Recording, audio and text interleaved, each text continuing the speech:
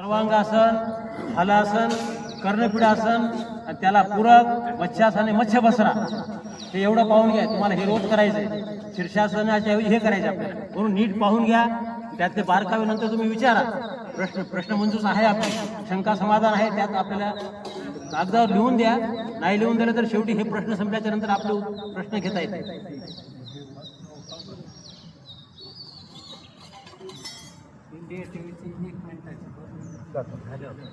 क्रमशः सर्वांगासन, एक काटपुरा,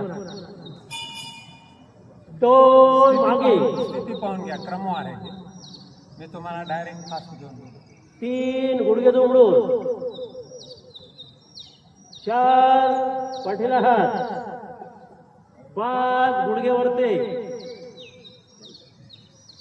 सहा पाय सरळ. याच्यामध्ये सरळ आले पाहिजे आणि हात जमिनीवर पण टेकवण्याची मेथड आहे. पूर्ण खांद्यावर हात, पूर्ण शरीर सरळ आहे. वरते पाय खेचा, करू नका, फक्त पहा. ज्यांना घरी जमत गेल्यावर नाही प्रयत्न त्यांनी करा. हाताचा आधार द्या. ज्याला जमते त्याने हात जमिनीवर. याच्यात अर्धा एक तास आपण राहू शकतो. पहा, आता याच्यात व्यायाम प्रकार करायचे आहे. पहिल्यांदा पाय बाजूला घेऊन,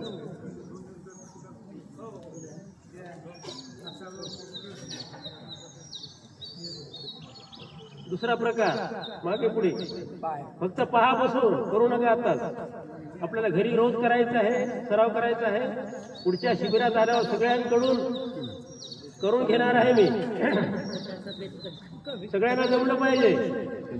तिसरा प्रकार, 1 2 3 4, 1 2 3 4, 1 2 3 4, 1 2 3 4.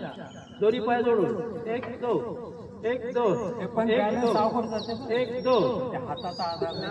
आता याच्यात वृक्षासन करायचं आहे. आपण उभं राहून वृक्षासन करतो की नाही, तेच वृक्षासन आपण सर्वांगासन करायचं आहे. सर्वांगासनात करायचं आहे. एक, पाय मागे दोन, पाय बदलून, 3 4. आता याच्यामध्ये पद्मासन करायचं आहे.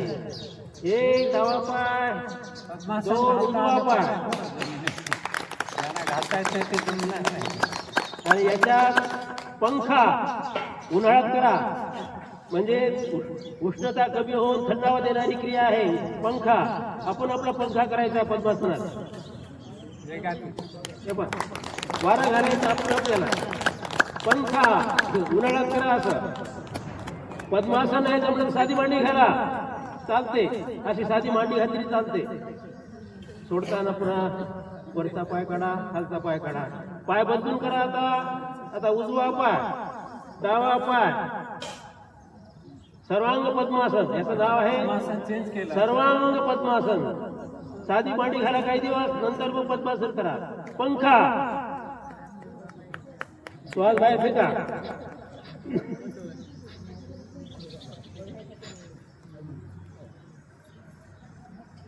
थंडावा निर्माण करण्यासाठी हा पंखा आहे. नैसर्गिक पंखा. पुन्हा सर्वांगासनामध्ये यायचं आहे. सर्वांगासनामधले हे आपण व्यायाम आणि आसनं केलेले आहे. आता याच्यातून हलासन करायचं आहे.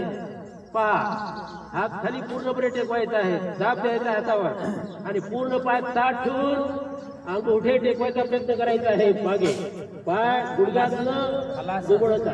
पाय सरळ ठेवायचे. हलासन. हलासन सर्वांगासनातून हलासन केले. हे सगळं आहारावर टॅक्टिव्ह बेली ते सगळं. आणि याच्यात पुन्हा पुढचा भाग कर्णपीडासन. गुडघे कानाला लावायचे. कानाला आपले गुडघे टेकायचे. कर्णपीडा. आणि मग ह्याच्यातून गर्भासनात, सुप्त गर्भासनात जातो. हा, पुढचा भाग राहू देऊ आपण. हा पूर्णपणे हलासनात यायचा आहे. आणि हळूवारपणे अगोदर कमरेपर्यंत भाग टेकवायचा आहे क्रमशः. आणि नंतर पाय काटकुनात आणायचे आहे. आणि हळूच पाय श्वास सोडत सोडत खाली न्यायचे आहे. त्याच्यात झटका द्यायचा नाही, झटकन वर पाय न्यायचे आहे आणि पटकन खाली पाय आपटायचे नाही, आपलेच पाय आपण आपटायचे नाही, सहज सोडायचं आहे आणि विश्रामात यायचं आहे, विश्राम आसन. आता याला पूरक आसन आहे, मत्स्यासन आणि मत्स्यबसरा. कारण मान अशी झालेली आहे आपली, अशी झालेली आहे मान, त्याला मागे वळवून आपल्याला त्याला पूरक आसन करायचे आहे. मत्स्यासन आणि मत्स्यबसरा क्रमशः. एक डावा पाय, दोन उजवा पाय. पद्मासन नाही जमलं तर साधी मांडी घाला, कोपरात आधार घेऊन डोक्याचा वरचा भाग टेकवा. थायरॉइड साठी अत्यंत उपयुक्त आहे मत्स्यासन. आणि अंगुठा धरा, कोपरे खेचा. धण्याचं पाणी दिवसभर हे मत्स्यासन. आता मत्स्यबसरा करायचा आहे. त्याच्यामध्ये कुठल्याही करता येईल.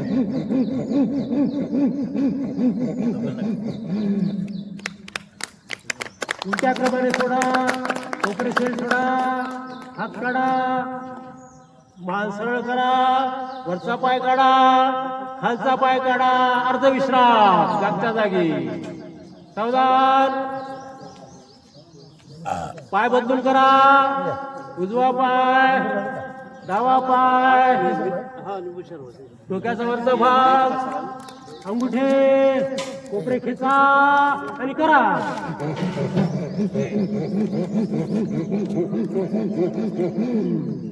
मत्स्यासन आणि मत्स्यबसरा उलट्या क्रमाने सोडा. हे रोज करा, सर्वांना आवश्यक आहे. सर्वांगासन, शीर्षासनाचे सर्व फायदे याच्यात आणि अनुलोम विलोम मिळतात.